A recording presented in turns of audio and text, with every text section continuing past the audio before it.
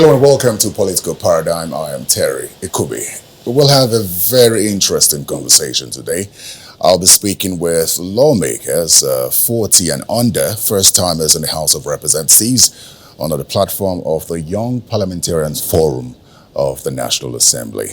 I'm joined by Honorable Sesi Wingan from Lagos State, Honorable Bello El Rufai from Kaduna State, Honorable Olamiju Wonlo Akala from Oyo State, Honorable Mukhtar Shagaya from Kwara State, and Honorable Harris Okonkwo from Anambra State. Honorable members, welcome to Political Paradigm.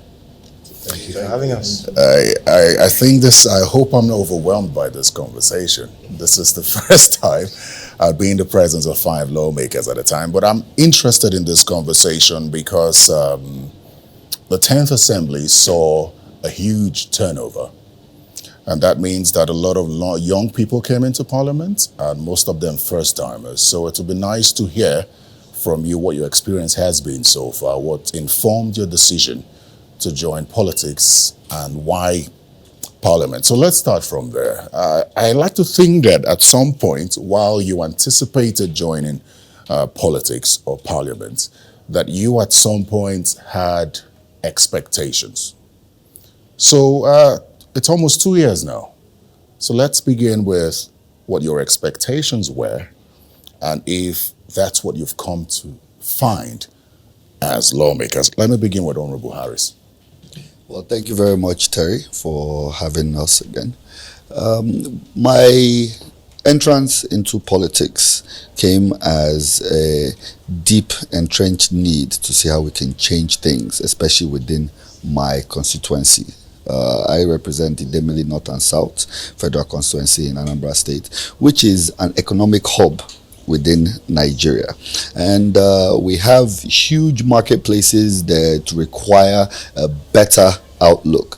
I have seen a lot of things around the world, and I believe that in Nigeria we can do a lot better. We have the potential. We have what it takes. And also I have to say, I was also encouraged by the not too young to run bill that was passed on, which drove me further to say, yes, I want to get in and get myself involved in the political space. It's very essential, especially as a young man under 40, to also show those that we are representing, the youths and many others, that we can achieve it and we can do a lot better.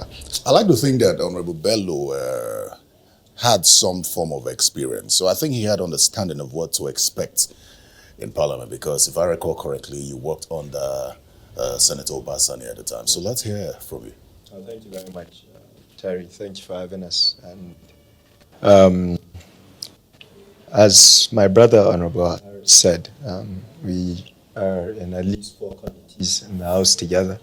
So we practically become friends, as with most of us here.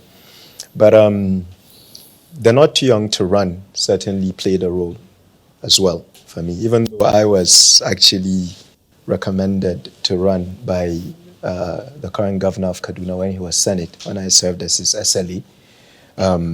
Like Honorable Akala, I come from a political family, obviously. But not too young to run is very important. And I'm glad you mentioned the Honorable Harris, Terry, because if it didn't pass, well, I wouldn't be here. I think now I'm 37, but when I won my election, I was 35. I agree with Honorable Harris. You asked to be voted for, so you just face it head on.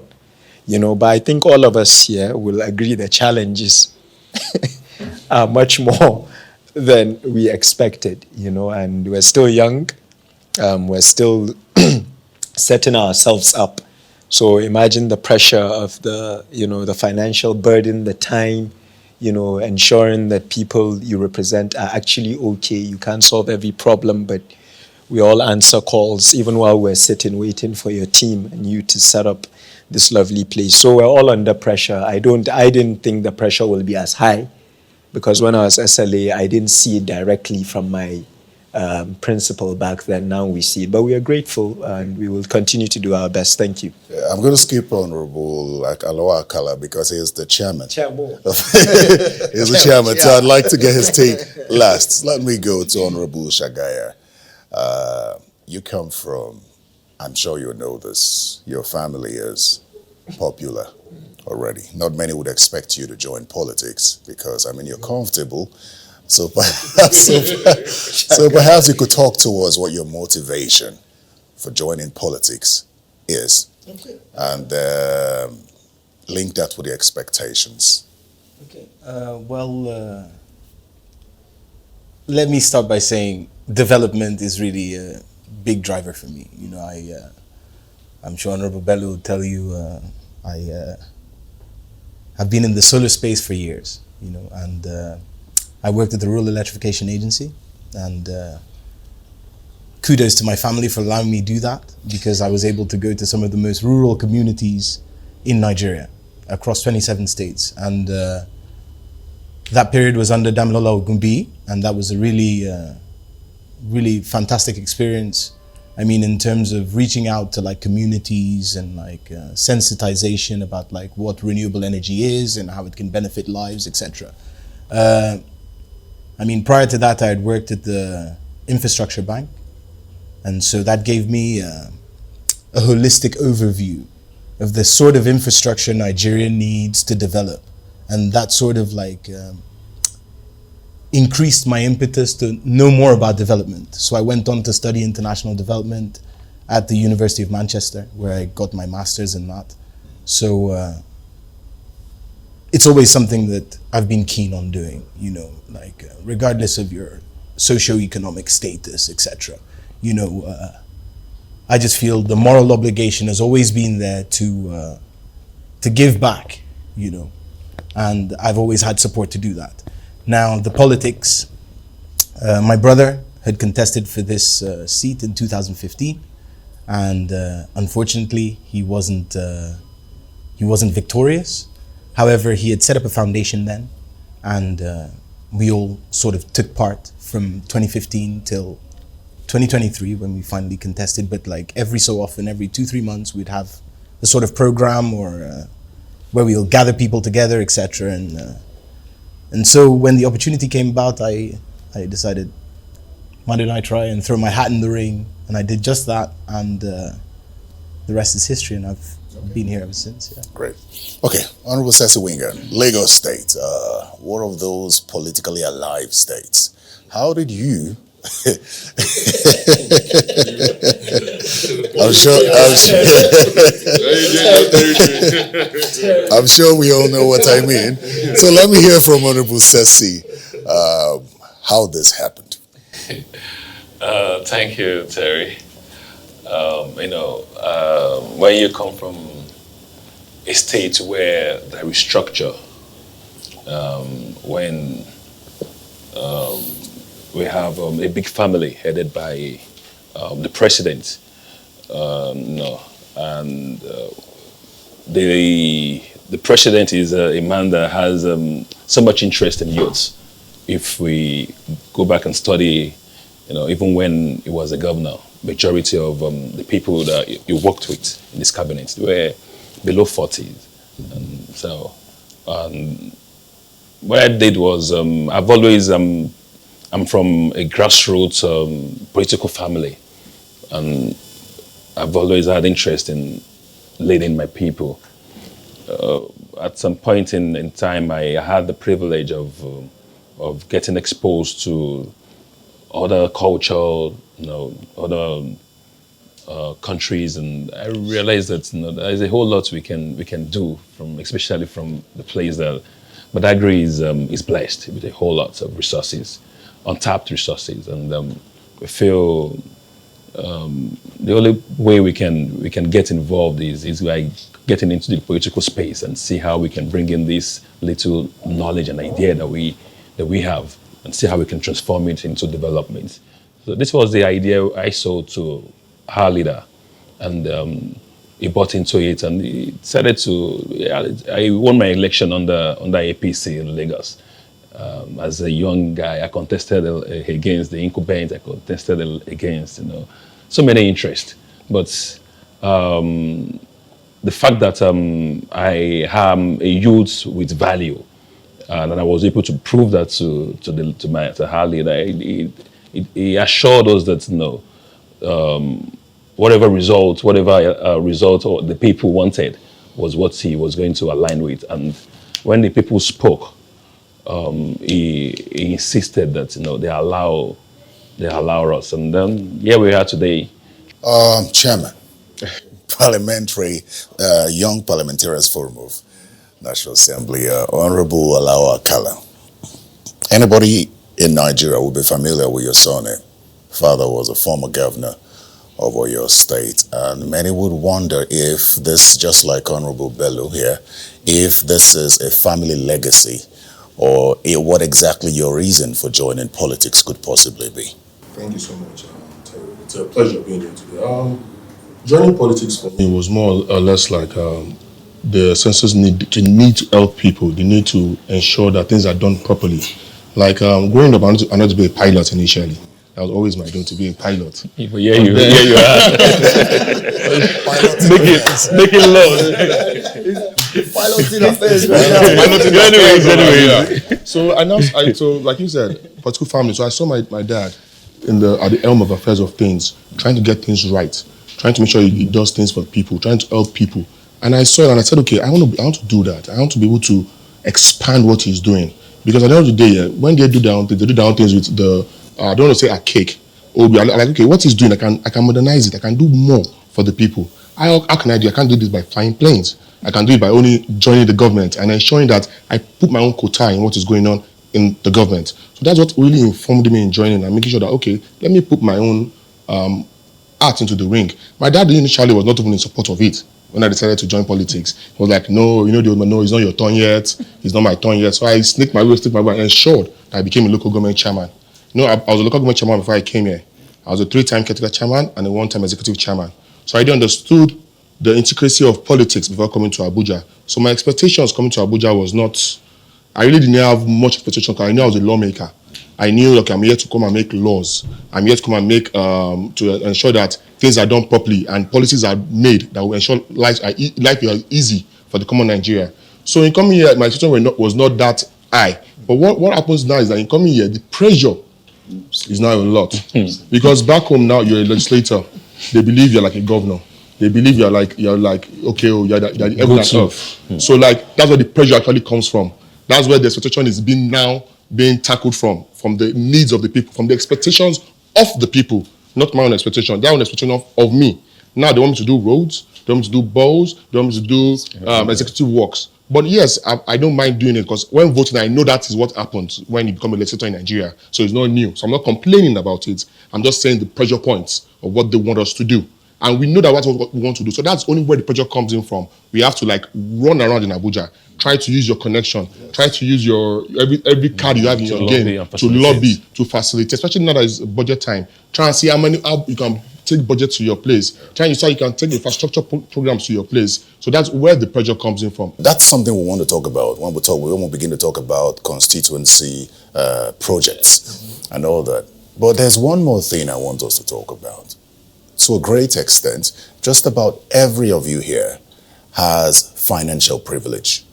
And in this money-driven politics of Nigeria, I think anyone watching this who is not financially privileged would want to know, would they not get the opportunity that you've all had because they are not financially privileged? So could you speak to what role your backgrounds, your parents, the money you probably had before coming to the National Assembly played in getting you to where you are now? It played a major role. You really like to say did not play a major role. It played the most major role. Moment of truth. It plays the most major role. Nobody wants to care you're going to build 10 schools or build 15 schools. You're like, okay, what's going on? I was about to go into that because if you look at it, each one of us, I'm sure it's going to cost somebody yesterday down here today nothing less than 400, 500 million to get to this seat. Through campaign, through spending money, through moving around to get to this seat. So that's what politics is expensive for the common man. We need to find a way to make politics inexpensive, and that's a way of reducing the pressure on the legislators. But how we go to this pressure it's a very toxic circle. One has to give, one has to give, one has to give. Everything keeps going around. You need to stick back to the people. Now the people what do you want to be? People they are suffering. So to say, because of the around the world now, because of inflation around the entire world, not just Nigeria. around the entire world. Let me go to Honorable Harris. Do you agree with this? I 100% agree. First of all, Terry, I'd like to actually thank you for bringing up this question because it's very crucial and the people really need to know the truth. Okay. I myself, I cannot say an exact figure, but I would say that a lot of money was spent in order for me to get here. Not just from the background in which I come from, but also those who wish to contribute from the community.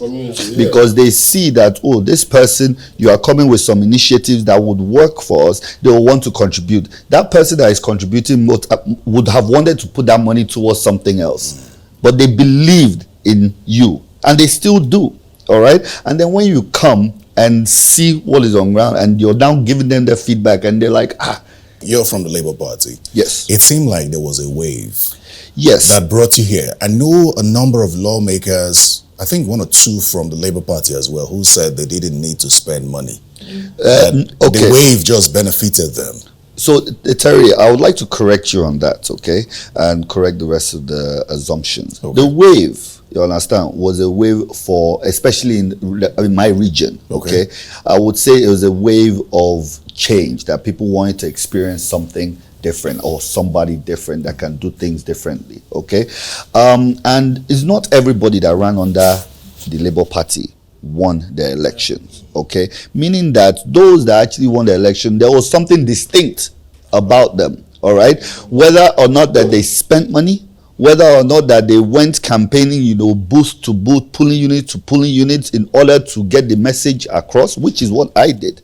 Okay, it's not a case of sitting back down and saying, oh, everyone should go and vote, and then they voted Labour Party all the way. Have in mind that there were other people from other parties which are very strong politicians. I mean, the incumbent, was a PDP person.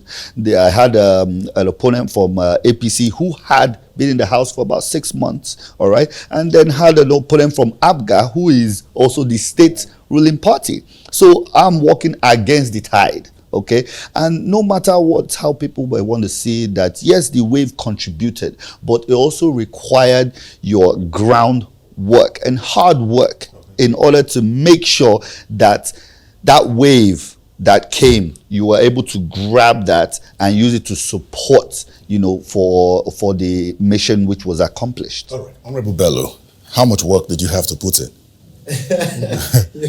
Again, excellent question, Terry. You always do that. We are not going to be the average politician and say, no, you can win an election. You just have to speak well. No, you need money. You need money. Now, what we can do perhaps in future is to do something about the institution. Should we have caps on electoral spending? Perhaps. We can do that. There are caps. We do? No. Should we enforce caps more? But here's the catch-22. The oldest democracy, arguably, is the United States of America. They have caps on electoral spending, but through super PACs and PACs, they go around it. Yes. Elon Musk, for example, donated a chunk to President Trump. Now, I'm saying it's not exclusive to Nigeria alone. Now, where my issue is the political culture. Incidentally, without knowing we were going to sit with you, I had an interview with BBC Hausa just 2 days ago, I think. And I said the same thing. I said, if the lowest level of politics is at the councillor level, okay, he's the closest in terms of grassroots because he was a chairman. Yes. But at the ward level, that's where politics is most difficult. Yes. A councillor deals day to day with the people in the ward. I gave them a scenario just to call out the public, the voters. I said, in my experience, I could be wrong, and they could counter this. If on that street, let's say in my constituency or in Obomosho, there's a councillor that's known to be honorable, that helps the elderly, that does what he can for the needy, that sweeps the church or sweeps the mosque, when it's election time and he wants to run, in my experience, the same people can look at him and say, Ogabayo, we know you're a good man, but what are you dropping? Yes. That's another aspect. So whenever I see people in your excellent studio complain about vote buying, APC's vote buying, my answer is always simple. If that's the case, I don't like saying things but everybody's doing it. Okay. Elections cost money. It should not be like that.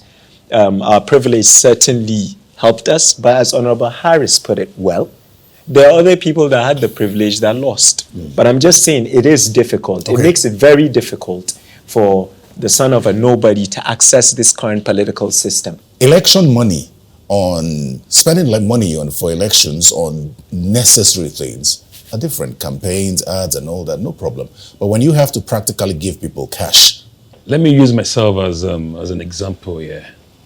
During my own election, I think I did more of the work before the election. Especially for someone like me, who needed to prove a point to a man who has, given us the platform. I needed to go back home, and so I did a whole lot. And when they say someone is active in the community, it doesn't come cheap. If in my own case, I had a center that was running every blessed day, doing free NIN, and I would have some buses move into the communities, move the whole people to my center and take them back. It costs money. So when I say I spend a whole lot, it doesn't necessarily mean I induce or give. So all my daily expenses, leaving my work on Saturday or on Friday, going back to the village, to make sure that I stay relevant in the community. Those 3 days, it's going to cost you a whole lot. So going back home to get active, to get involved, it involves a whole lot. And majority of the journey doesn't start, a week or a day before the election. Some of us started as far as 2015. Yes. And back at home and getting involved. So over the years, when you sit back and calculate how much you just spent, but is it worth it? I think it is. It is. How do I mean? Well, getting into this page, realizing that there is a whole lot that I can actually do for my people. Exactly. So I'm not That's concentrated on what the cost or so I'm focused more on the things like the value I can have. So which is way more than whatever I must have invested or on this journey. okay. Honorable Shagaya, how much work did you have to do to get to where you are? Well, I actually had to do a lot of work. I wasn't actually present in the political space till 2022. So a lot of people in my constituency didn't know me. So it was a rush process, but we thank God. It was something new. I think I'm the youngest person to ever aspire for that office and win. So I think this is the first time a youth is representing Ilorin West and Asa federal constituency. So grateful to the people and really enjoying the experience. I mean, the exposure is second to none. I mean, there is no amount of money you can ascribe to the exposure that you get from becoming a lawmaker. I think with what the intellectual capacity that is here on my right, if you add the exposure of what is at the National Assembly, I think a lot of good things are in stock for the people of the constituencies of these gentlemen that are sitting right here. So it's a fantastic opportunity. I think the young guys have really showcased themselves in a really fantastic way over a short period of time. Beyond the money, I think it is about what are you adding? What value can you bring? And I don't want people to be discouraged. We've said a lot here today, but if you can find the right group of people, the right team, you can always get to wherever you want to go. But in this game of politics, you need money, So if you have all the ideas and you have all the wherewithal to be a lawmaker, don't be discouraged. Just get a good team, get them to support you, and you can join us on this side. Yeah. Yes. Technology. Yeah, absolutely. Yes. Crowdfunding and things like this. Just the Absolutely. question you asked us, sorry, Terry, Shaga, maybe, like us, it is easier because, but we didn't fill an application to be born to who we were born to. we didn't choose. That's not, I joke with my father, if there was an application, maybe I'll go for Dangote or $10, So we didn't. Actually, to cut you short, I actually ran into his dad in the airport once. And I think I just won my primaries. And he said he had just won his primaries, and he was like, yeah, well, I don't support this, what was the kind of, this kind of handing over sort of thing. So just go and win on your own. Don't think you're going to get that support from me, you know. And Honorable Shagai made a good point. I think with Sesi, the exposure is brilliant. You know, it's not that we take it for granted that we represent Nigerians at a young age. You know, suddenly, you know, you can go and meet the Speaker of the Federal Republic of Nigeria and ask him for advice, discuss things with him. You have leaders, you know, names that you were reading in papers and the news. So it is a privilege, you know, but I think we've done well with our chairman not to come off as arrogant or, you know, we're just trying to do our job, and the primary job is improving the welfare of the people. I think personally, from my experience covering the National Assembly, that this is the first time we're having something disorganized in the form of the Young Parliamentarians Forum of Nigeria. No, you don't upload yet. No, yeah, I'm going, beautiful, so I'm going somewhere. And where I'm going is this. The public perception, to a great extent, is that the older ones are used to a particular way of doing things, and it's not really favorable. Now you have a forum of young people in Parliament, and while it is celebrated that we have people this young in Parliament, the question is, what are you doing differently from the older ones, especially with this forum that you've created? Yeah, thank you so much. And we can say that for this forum, we've been able to, if you see the amount of bills and motions we've moved this State Assembly, young parliamentarians, you understand the dynamics of it, and you will see the type of motions and bills we're pushing. We're pushing motions and bills that are ensuring that it moves with what is on ground today, not archaic things like surrogacy, things like e-lesson, electronic lesson, things like solar power, crypto, things we're moving, things are moving. So that's what the group is trying to do. But now we have to study where you are for a minute. You just cannot come in as But now we're discussing this morning that we become we're really planning to become a pressure group, because in the sense that there are a ton of issues that we want to discuss very soon with the media, also on our own terms. You understand, with the media on what we are going through in the House, and also with the leadership. You understand, we have some kind of 1 or 2 documents we want to discuss on that we are going through, but that's not now. That's on our own terms. Like you called this one today, we're going to call another one that we're going to discuss properly with the media on what our expectations are as young parliamentarians from the leadership of the 10th Assembly going forward and towards the end of this 10th Assembly. For example, now, one I would like to discuss about is the Ministry of Youth, for example. How can you have $14 billion in the Ministry of Youth? Naira. 14 billion naira, sorry. We want that.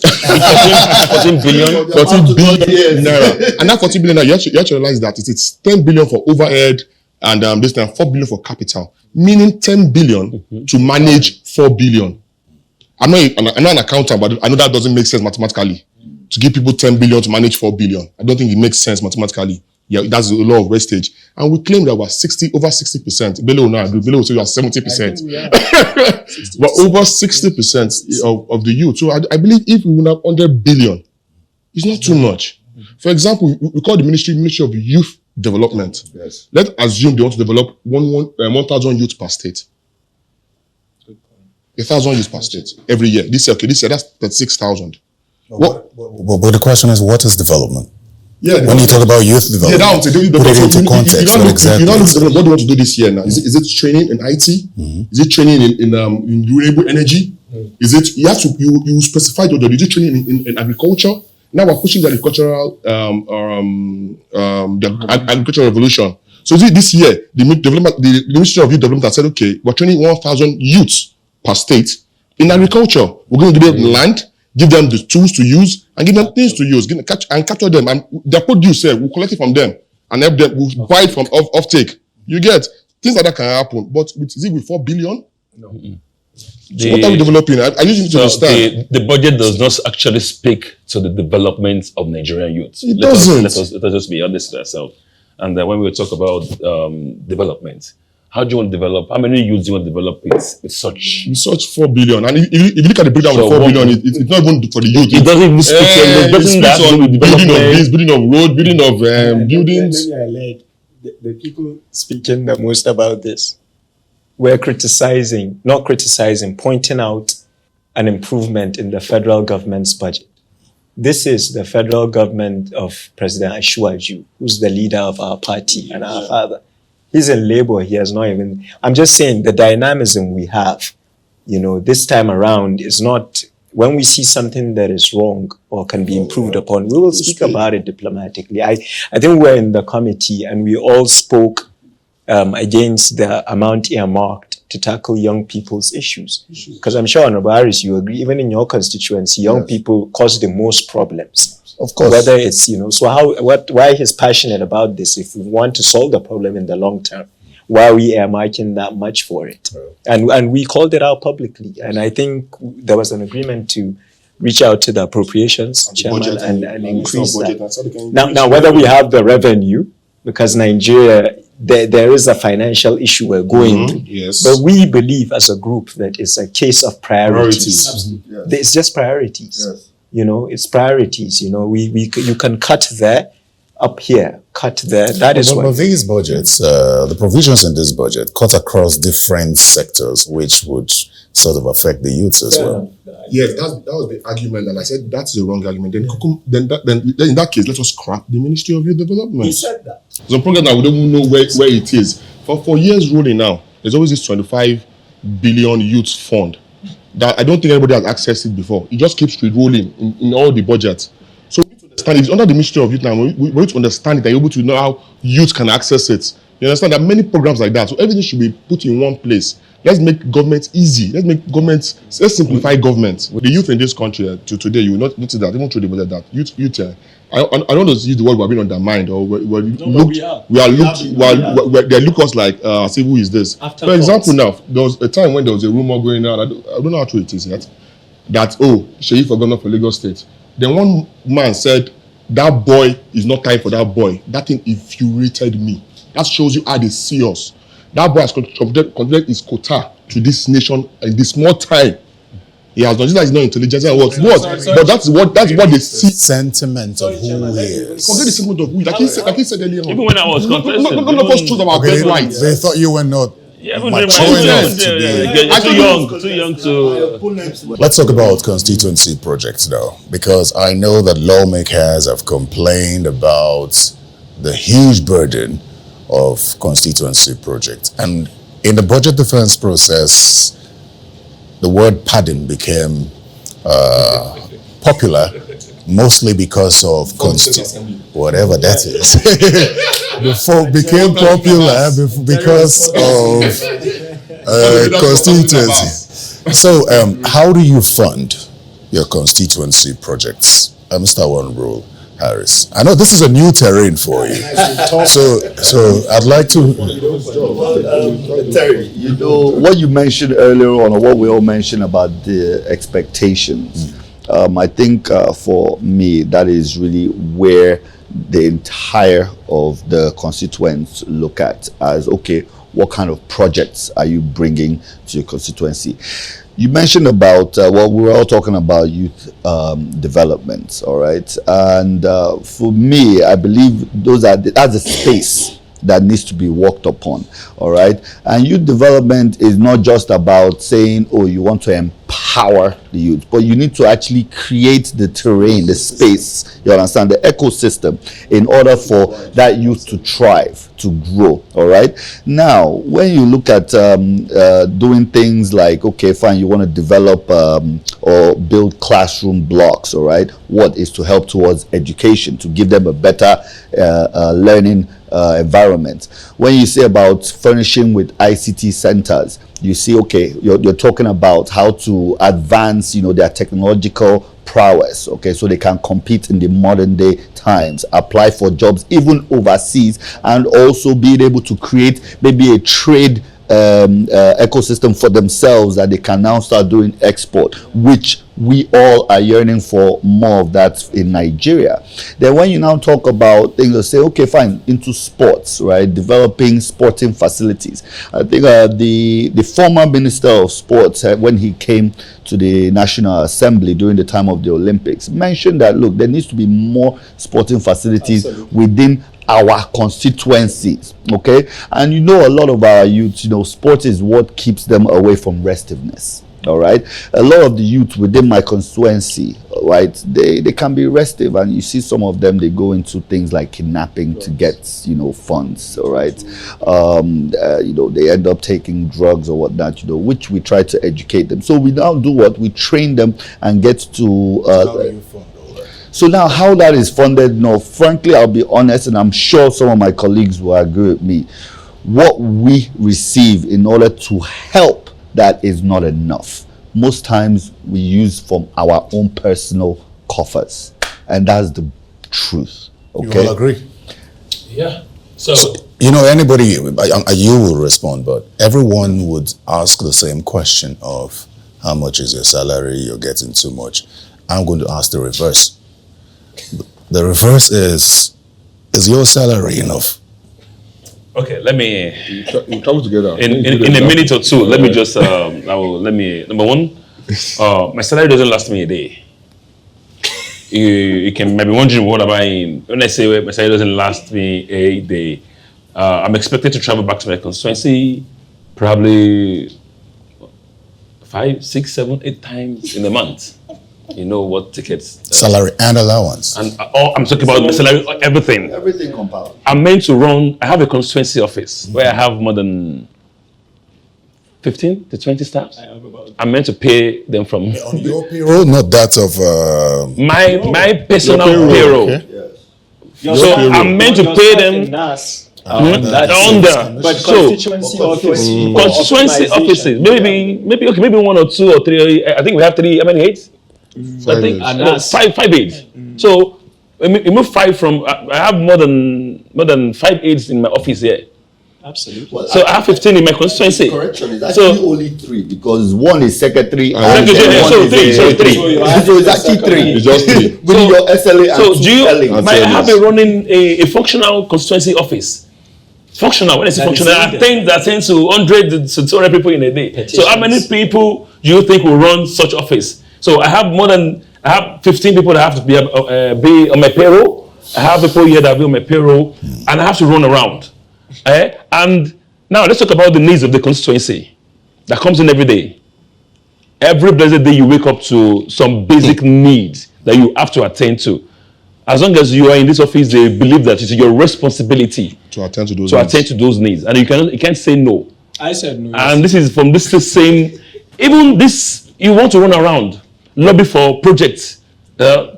You moving around, it doesn't come cheap. And you have to tip. So when you say my salary, our allowances, it doesn't. Honorable Shagai, so 21 million naira isn't enough. Hold on. Terry's trying to take me to another. He's trying to take me another way. You're an excellent journalist. You're trying to politicize politicians. You're not getting any answer. I wanted to even talk about our journey to other African countries. You know why I went to Honorable Shagai? Yeah, so please, I would like to say this. Are you even aware? Are you even aware that we traveled with young parliamentarians Across the world.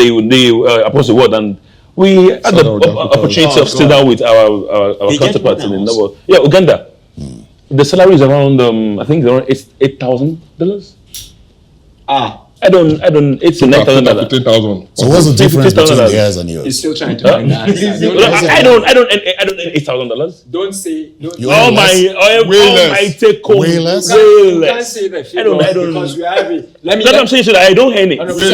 I don't. Mr. Terry, you're a friend and a brother. What? If you want to know the exact remuneration of our salary, the house has a spokesperson called Honorable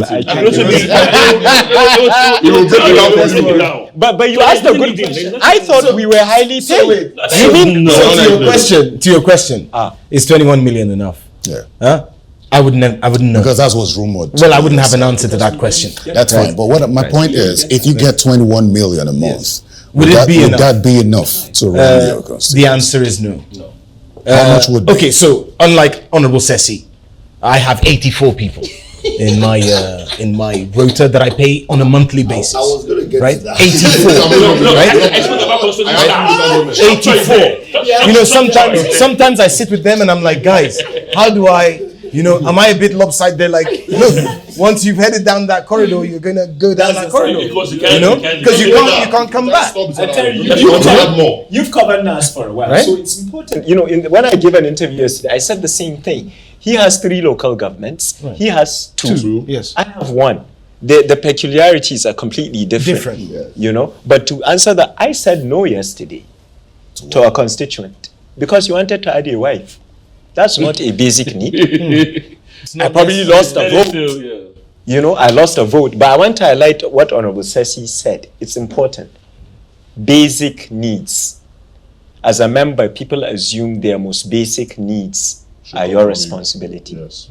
That's why there's a need for more sensitization about what to expect from us. Yes, absolutely. Do you understand? Because there are things that if I wake up and I know Nigerians are going through a lot. Let's not even deny that. Absolutely. Inflation but I don't wake up and think, okay, I can't buy shawarma today.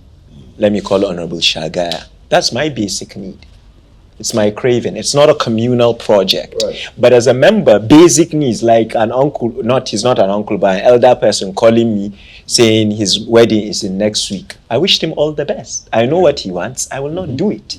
You know, so there's also that. But again, if you do that, bear in mind you're losing popularity or affection. You know, but it's not. No, you get threatened all the time. We'll see. Yeah, exactly. We'll see around the corner. Yes. As if he knows he's alive. In my case, it's a little different. Okay, and I register with what my brother, Honorable Bello El-Rufai, is saying that yes, the basic needs itself, you understand, may not be our responsibility. But in my case, especially where I come from, should I say it's a culture to also help, and then also my, being. It's a culture for me to try and give back, I mean, everybody has been in the philanthropic space, okay? Good. It's a Nigerian thing. Good. So, but that's not the main purpose of us joining, politics and getting involved, okay? If we see something that we want to help somebody with, fine, we can do it at our own terms. But it should not be attached in any way to our mandate, okay? Can I ask you a question? We all admitted we have limited resources. Thanks, Terry's question, right? So for me, culture aside, we love our culture. We are proud to be Nigerians. We are proud of our ethnicity. We are proud of all other ethnicities. And contrary to what people think about politicians, I don't think any ethnicity, regardless of numbers, is more important than any other person. That is my fundamental thought. But for me, culture, nice. Religion, amazing. But what is a priority to a member with limited resources? You have 20 million. Should you earmark that 20 million towards scholarships, which we all do here? Yes. Should we earmark that 20 million towards maybe supplying medicine to a primary healthcare center that our governor has built? Which is more important, do that with limited resources or give someone to add a wife? Part of being a leader is looking at your people and saying the resources are limited. This is where we should go to. You have to do it. Yeah. Okay, so this is so that leads me to the next question, and we're winding down already. When we're talking about doing differently from the older generation, I'm sure before you joined politics, like the rest of us, you sat back and saw some empowerment programs and said, come on. I mean, what is this? So now, I want to ask you how you carry out your empowerment.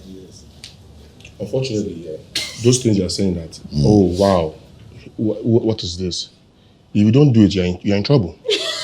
That's the truth. So now, the local Baba now is telling you that you're sharing something for everybody. So you don't share clipper for him too, Abi. The some people is telling you are sharing this, so you don't share for them too, Abi. The last person shared it. So that's it's the pressure from the people. You understand? The needs of the what you understand, what you want to do is different, but what they are yearning for is totally different. And see, I don't know much. I don't know everything in this world, but let us tailor it in this way. Let's just do it this way. Let's do something new. And you have the leaders. You have the leaders of the party too. That you have to. This is not a single man show. There are leaders of the party that tell you This is how this is tradition. you have to give empowerment to the party people. You have to do Grassroots this. aside, the You have to- governors of all our states here are our leaders. You get? That's, they have You chairmen. understand? It almost suggests that it's difficult to break from the. No, it's not because you will break. So this is it. We're breaking. One of the things that we still have to do those small ones that kind of that we don't like. So we have to do it to some people. We have to do our own. So my own constituency. No, we like as earlier mentioned that each constituency with its own peculiarity. And my own constituency is to an extent we've been trying to see how we can get the youth involved in a lot of IT training. To see how we can move people. Now we have a program called 1,000 Tech. Want to train 1,000 youths. I believe that, but that doesn't mean I won't still go ahead and do the kind of empowerment that you were talking about. So traditional empowerment. If I like, let me train 10,000 youths. So people want to see you line up sewing machine, clipper. So there are some people that actually need such empowerment as well. They need it, really. So you have to create a balance, Honorable Shagaya, I want to highlight one thing. I don't know why, but I want to highlight one thing. You schooled outside. Yes, you have experience. Yes. So did he. So I'm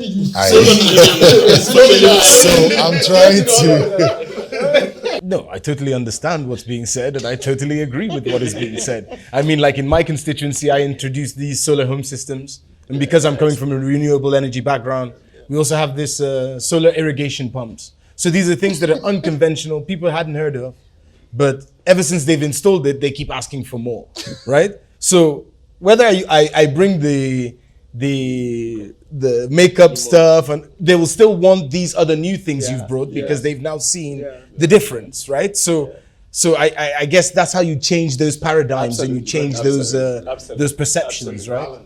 Yeah, absolutely. So 1 hour goes by really fast, and we're almost done here. I have two questions, and I'm hoping that we can be as quick with the answers as possible. One of them is, what are your challenges in Parliament? Not with your constituents, your challenges in Parliament, because I know that it could be challenging as a first timer and as a young person. Honorable Harris. Well, I mean, this is actually for me to be very honest, and what we were just speaking about this just before we walked into this interview. One of our major challenges is, of course, the idea that we came as young parliamentarians. That's one. Two, that there's a ranking system. All right, meaning that we're first timers, so those that are ranking members that have been there would want to feel that they can suppress us, if not because of the strength in which each of us hold individually and put our foot forward. You understand that in order for us to do things and be able to liaise with other colleagues, I don't think we will be able to, get pretty far. No, I'm saying if you win your next election, you will be a rankings. But I might end up doing things differently. That's also good. Honorable Bello. I think that was a good answer. For me, in Parliament, in even the developed countries, even by virtue of how where you sit closer, the longer you've lasted. I remember when I was in college, Ted Kennedy had spent about 35 years in the Senate. So when you wanted to speak, there's that chance. But Honorable Harris is right, but that's not just Parliament. It's Nigeria now.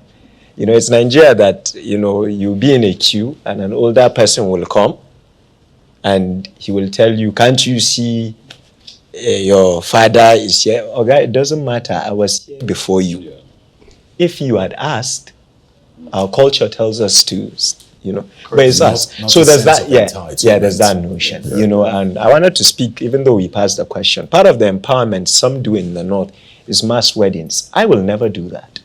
And I've made it clear to my people, to what Honorable Shagaya says, a leader must also intellectually stimulate his people while managing the balance.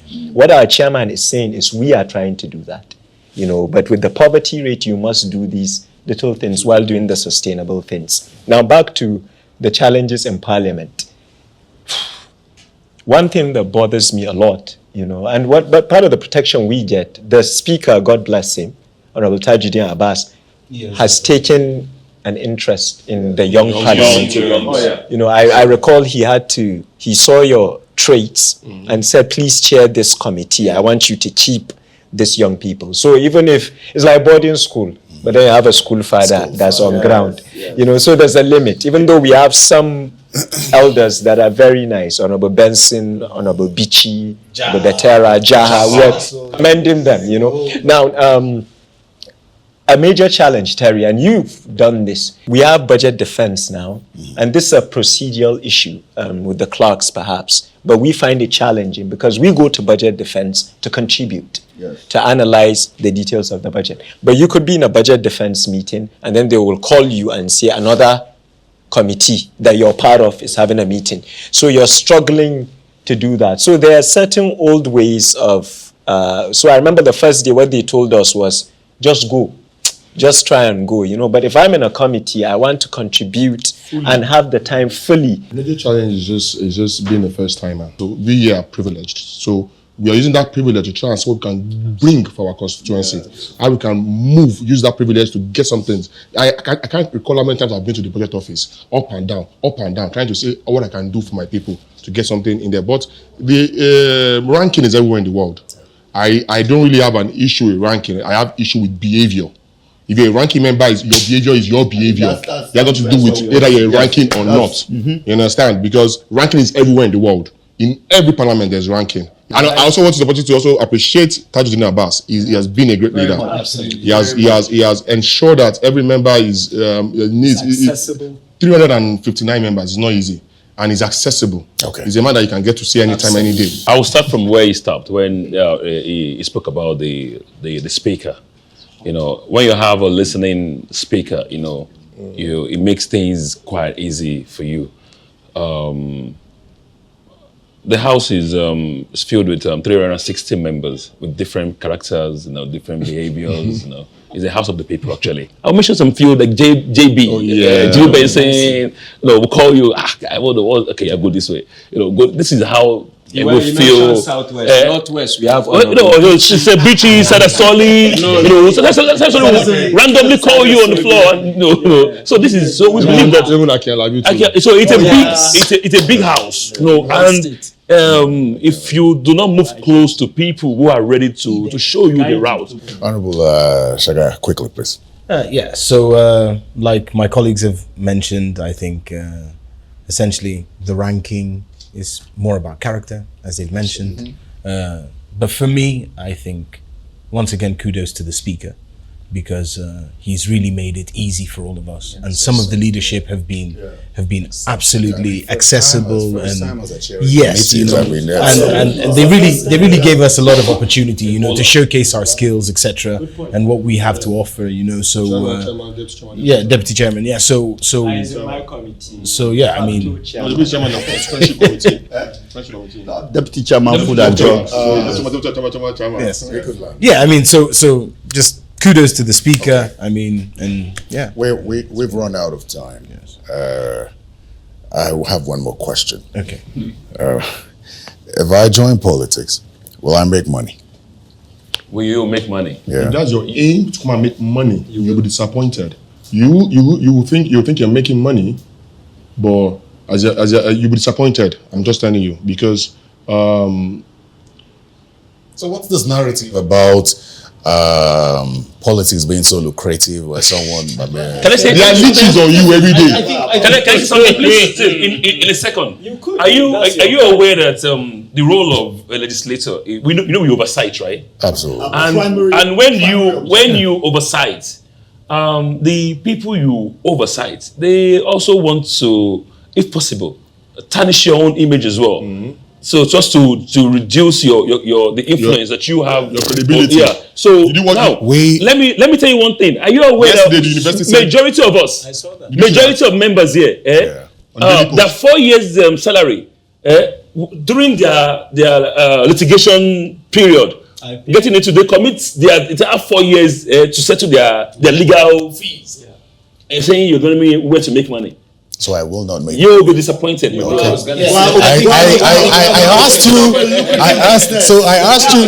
I asked you that question from a sincere place because I wanted to know if I should join or not. But you said no. No, you can join. So I will. You have the style. You're educated. You're brilliant. You know, depending on your state. You know, you can. Wait, let me land.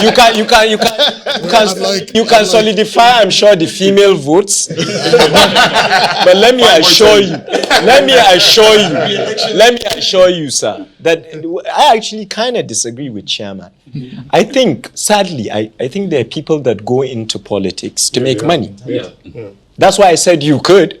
If that's it, but you will suffer, that's what and God will ask you, because it's public service for a reason. What we were taught, what my father always says is that, you know, when he ran the Bureau of Public Enterprises and then Minister of FCT, he always goes in government, even in the United States, that's what happens. It's after the fact that some will call him and say, come and join our board. Come and join our board. I agree with I want to specifically, I want to thank all of you for coming on Political Paradigm. Honorable Harris Sokonkwo, Honorable Bello El Rufai, Honorable Oladmi Juwonlo. I missed that name a lot. Oladmi Juwonlo, Alawa Kala, Honorable Ceci Winga, and Honorable Mukhtar Shagaya. Thank you very much for coming. Thank you, Terry. Political Paradigm. You should Well, come that's all the time we have on Political Paradigm. If you'd like to catch this episode and others, please go to YouTube and search Political Paradigm or simply go to channelstv.com. I'm Terry Ikumi. Bye-bye.